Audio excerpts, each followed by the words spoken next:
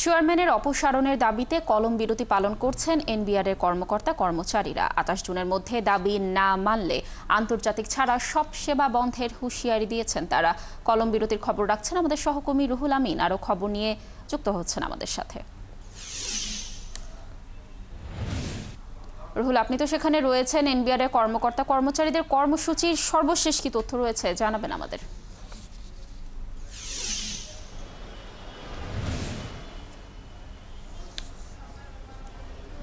কিছুক্ষণ আগে অর্থাৎ ১২টা থেকে আজকের কর্মসূচি শুরু হয়েছে এবং বিকেল ৫টা পর্যন্ত এই কর্মসূচি চলবে। আজকের কর্মসূচির একটি উল্লেখযোগ্য অংশ আপনাকে আমি একটু দেখাতে চাই যে কর্মকর্তা কর্মচারীরা আগারগাঁয়ে জাতীয় রাজস্ব বোর্ড অর্থাৎ রাজস্ব ভবনে জড়ো হবেন ঢাকার যত কর্মকর্তা কর্মচারী আছে, এবং এরই মধ্যে আমরা দেখেছি যে কর্মকর্তা কর্মচারীরা এই রাজস্ব ভবনে আসতে শুরু করেছেন। তারা এরই মধ্যে ব্যানারও টাঙিয়েছেন তাদের পূর্ব ঘোষিত কর্মসূচি পালনের জন্য। আপনি জানেন যে এনবিআর সংস্কারে সরকার যে উদ্যোগ নিয়েছিল সেই উদ্যোগ যথাযথ হচ্ছে না বলে অভিযোগ তুলেছেন এনবিআরের কর্মকর্তা কর্মচারীরা, এবং আমরা দেখেছি ঈদ ও বাজেটের আগে সেটি নিয়ে একটি বড় ধরনের আন্দোলন হয়। পরিশেষে সেখানে আমরা দেখি যে সরকারের সঙ্গে এনবিআরের কর্মকর্তা কর্মচারীরা একটি সমঝোতায় পৌঁছায় এবং সেই সমঝোতার আলোকে এই নতুন করে আবার সংস্কার কর্মসূচি শুরু হওয়ার কথা ছিল, কিন্তু আমরা আবার দেখছি যে এনবিআর কর্মকর্তা কর্মচারীরা আন্দোলনে গেছেন। তাদের অভিযোগ সরকার যে প্রতিশ্রুতি দিয়েছিল সেই প্রতিশ্রুতি অনুযায়ী এনবিআর চেয়ারম্যান আব্দুর রহমান খান কাজ করছে না।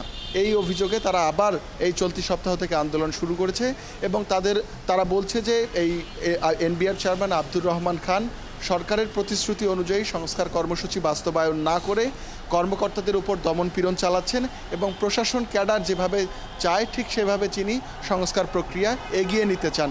তো এই অভিযোগের প্রেক্ষিতে এই কর্মকর্তারা আন্দোলনের ডাক দেয়। কয়েকদিন ধরেই তারা আন্দোলন করছেন।